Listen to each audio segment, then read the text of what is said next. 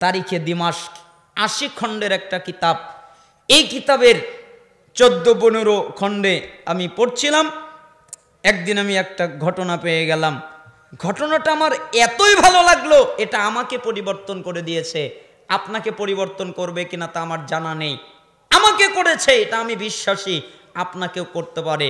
একটা লোক মাল সামানা নিয়ে হজ করতে যাচ্ছে। আগের সময়ে তো আর এরোপ্লেন ছিল না, বিমান ছিল না, গাড়ি ছিল না, মাইক্রো ছিল না, আর ঘোড়ায় তো সবাই চড়তে পারত না। যারা প্রশিক্ষণ প্রাপ্ত তারাই শুধু ঘোড়ায় চড়তে পারত, সবাই তো চড়তে পারত না, তাই পায়ে হেঁটে যেতে হতো। ওই লোকটা হজ করার জন্য পায়ে হেঁটে চলে যাচ্ছেন, আর পিছন থেকে একটা যুবক দৌড়ে এসে ওই লোকটার ব্যাগটা ছিনতাই করে দৌড় দিয়ে চলে গেছেন। আচ্ছা বলেন তো, একটা লোক সফরে গেছে, সফরে তার সম্বলিত ব্যাগ, তাই না?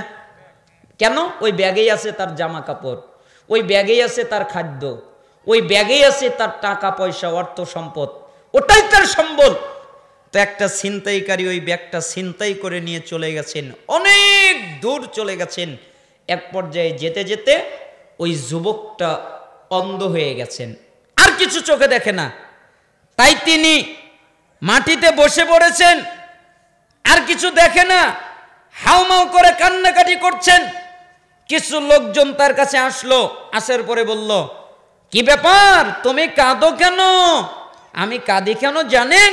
কিছুক্ষণ আগে আমি ছিলাম চক্ষুওয়ালা, এই চোখ দিয়ে দেখতে পারতাম, এখন আমি অন্ধ, এই চোখ দিয়ে দেখতে পারছি না, তাই আমি কাঁদতেছি। আমি একটা অন্যায় করেছি, আমি একটা গুনাহ করেছি। কি অন্যায়? একটা লোক কোথায় যেন যাচ্ছিল, আমি তার মাল সামানা ছিনতাই করে নিয়ে চলে এসেছি। হয়তোবা ওই লোকটা আমাকে বদদুয়া করেছে, এ কারণে আল্লাহ হয়তোবা আমার চক্ষুটা কানা করে দিয়েছে। এটা হতে পারে।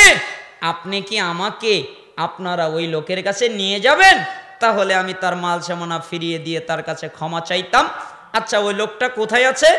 অমুক দোকানের জায়গায়, হয়তোবা ওখানে থাকতে পারে। আচ্ছা চলো, এবার তাকে নিয়ে ওই লোকের কাছে যাওয়া হলো যার মাল সামানা ছিনতাই করেছিল। তাকে গিয়ে তার মাল সামানা বুঝিয়ে দিল। এরপরে তাকে বলছেন ওই লোকেরা, এই যুবকও বলছে, ওই লোকেরাও বলছে, যুবক বলছে আমাকে মাফ করে দেন, আমি অন্যায় করেছি। এবং সাথীরাও বলছে আপনি তাকে মাফ করে দেন, অন্যায় করেছে। তখন ওই লোকটা বসা ছিল, দাঁড়িয়ে উঠে বলছে, আল্লাহি, আল্লাহর কসম, ওয়াল্লাযী নাফসি বিয়াদিহি, যার হাতে আমার জীবন, তার কসম করে বলছি, এই যুবক যখন আমার কাছ থেকে মাল সামানা ছিনতাই করে নিয়ে চলে গেছে, তখন আমি আল্লাহর সামনে আমার দুই হাত উঁচু করেছি আর আল্লাহকে বলেছি, আল্লাহ তুমি এই যুবককে মাফ করে দাও। আচ্ছা মাফ কি করেছে না বদদুয়া করেছে? আপনারা কি বুঝলেন? মাফ করেছে না বদদুয়া করেছে? মাফ করেছে। আল্লাহ তুমি এই যুবকটা আমার মাল নিয়েছে, আমার সম্পদ নিয়েছে, আমার অর্থ নিয়েছে, বুঝতে পারে নাই, অন্যায় করেছে, অপরাধ করেছে, আল্লাহ তুমি এই যুবকটাকে মাফ করে দাও। এটা বদদুয়া? এটা দোয়া না? দোয়া। তো কিছু আবার লোক থাকে না কাটি দেওয়ার, তো একটা লোক আবার হঠাৎ করে বলতেছেন, আপনি মাফ করলেন কেন? ও আপনার মাল সামানা নিল, আপনার কাজ হলো ওকে বদদুয়া করা, আপনি মাফ করলেন কেন? তখন ওই লোকটা বলতেছে, শোনো, আমি মুহাম্মদ সাল্লাল্লাহু আলাইহি সাল্লামকে বলতে শুনেছি, কেউ যদি দুনিয়ায় কাউকে মাফ করে দেয় তাহলে আল্লাহ আখেরাতে তাকে মাফ করে দেয়। আমার মনে হয়েছে এই যুবকের প্রতি আমার জিদ আসতে পারে, আমার গুসা আসতে পারে, আমার ঘৃণা আসতে পারে, তার প্রতি বদদুয়া আসতে পারে, এই জন্য আমি তাকে আগেই মাফ করে দিয়েছি যেন আল্লাহ আমাকে মাফ করে দেয়। হতে পারে এই ওসিলায় আল্লাহ আমাকে মাফ করে দিবে, আল্লাহ আমাকে ক্ষমা করে দিবে, আল্লাহ আমাকে জান্নাতে প্রবেশ করাবে। শোনো, আমার আরেকটা কথা মনে পড়ে গেছে। আল্লাহ নবী সাল্লাল্লাহু আলাইহি সাল্লাম বলেছেন, আমি মুহাম্মদ প্রথমে জান্নাতে পা রাখবো, আমার আগে কেউ জান্নাতে পা রাখবে না, আমি প্রথম জান্নাতে পা রাখবো, আমি মুহাম্মদ প্রথমে জান্নাতে ঢুকবো, আমার আগে কেউ জান্নাতে ঢুকবে না। আর শোনো, আমি মুহাম্মদ ততক্ষণ পর্যন্ত জান্নাতে যাব না আমার উম্মতের বিচার যতক্ষণ পর্যন্ত শেষ না হবে। আগে আমার উম্মতের বিচার হবে, তারপরে আমি জান্নাতে যাব, এর আগে আমি জান্নাতে যাব না। তখন আমার মনে হয়েছে আমার আর এই যুবকের বিচার হবে। এই যুবক আমার মাল সামানা ছিনতাই করে নিয়ে গেছে, তার কি বিচার হবে না? তার বিচার হবে। আল্লাহ আমাকে আর তাকে অপেক্ষা করাবেন, আমাদের দুজনের মধ্যে বিচার হবে। আমাদের বিচারের জন্য সময় লাগবে, এই সময় আল্লাহর নবীর জান্নাতে যেতে দেরি হবে। তাই আমি এই যুবককে মাফ করে দিয়েছি, আমার আর এই যুবকের বিচারও হবে না, আল্লাহর নবীর জান্নাতে যেতেও দেরি হবে না। আপনি কি বুঝবেন আনুগত্য? আপনি কি বুঝবেন ইত্তেবা? আপনি কি বুঝবেন নবীর ইশক, নবীর প্রেম, নবীর প্রতি ভালোবাসা? আপনি কি বুঝবেন আমার জন্য আমার নবীর জান্নাতে যেতে দেরি হবে?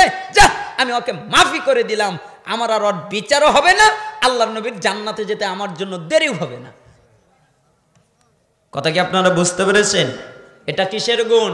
ক্ষমার গুণ। তার মানে আপনি আর একজনকে ক্ষমা করবেন। এই ঘটনা পড়ার পর থেকে ওয়াল্লাহি আল্লাহর কসম আমি আর কারো প্রতি বিদ্বেষ রাখি না। কিছুদিন আগে কত কিছু চললো, আমাকে কতজন গালি দিল, আমাকে কতজন কত কিছু বলল, আমার কতজন আমার বিরুদ্ধে গেল। আমি শুধু আল্লাহকে বলেছি, আল্লাহ এরা বুঝতে পারে নাই, তুমি এদেরকে মাফ করে দাও।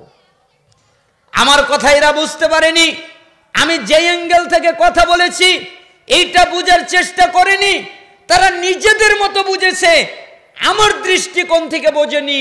আল্লাহ আমার নামে বদনাম করছে, আমার মানহানি করছে, আমার সম্মানহানি করছে, আমাকে বয়কট করছে, আমাকে মিম্বর থেকে নামানোর কথা বলছে। আল্লাহ আমি তো এদের বিরুদ্ধে গাল দিতে পারি না, এই ঘটনাটা আমি পড়েছি, আল্লাহ তুমি এদেরকে মাফ করে দাও। হতে পারে আল্লাহ এই কারণে আমাকে মাফ করে দিতে পারেন, ঠিক না? তাহলে আপনার মধ্যে আর আমার মধ্যে একটা গুণ থাকতে হবে। ওই গুণটা কি গুণ? ক্ষমার গুণ। বলছিলাম নিজেকে নিরাপদ মনে করবেন না। বাইহাকির শুআবুল ঈমান 6930 নম্বর হাদিস, আব্দুল্লাহ বিন আউন রাহিমাহুল্লাহ বলেন, লা তাসিক বিকাসরাতিল আমাল ফাইন্নাকা লা তাদরি লা তুকবালু মিনকা আমলা। হে দুনিয়ার মানুষ, তোমরা নিজেকে নিরাপদ মনে করো না। তোমরা মনে করো না আমি নিরাপদ, তোমরা মনে করো না আমি বেঁচে গেছি, এটা তোমরা মনে করো না। তোমরা নিজেকে নিরাপদ মনে করো না। কেন জানো? তুমি যে ইবাদত করেছো, তুমি যে আমল করেছো, তুমি যে কর্ম করেছো, এটা কবুল হয়েছে নাকি হয় নাই এটা তোমাদের জানা নাই, ঠিক না? আচ্ছা, আপনি যে ইবাদত করলেন, আপনি যে সালাত আদায় করলেন, আপনি যে সিয়াম পালন করলেন, আপনি যে হজ করলেন, এটা কবুল হয়েছে এটা আপনি জানেন? কারো জানা আছে? ইশারের নামাজ আজকে সবাই তো পড়েছেন, তাই না? এই ইশারের নামাজটা কার কবুল হয়েছে বলতে পারবেন? তাহলে আমরা যে ইবাদত করেছি এটা কবুল হয়েছে কিনা এটা আমাদের জানা নেই। ওয়ালা তামান যুনুবাক ফাইন্নাকা লা তাদরি লা তুকবালু মিনকা আমলা ওয়ালা তামান যুনুবাক ফাইন্নাকা লা তাদরি হাল কুফিরাত আনকা আমলা। অতএব তোমরা নিজেদের পাপের ব্যাপারে নিরাপদ বোধ করো না। তোমরা মনে করো না আমি নিরাপদ।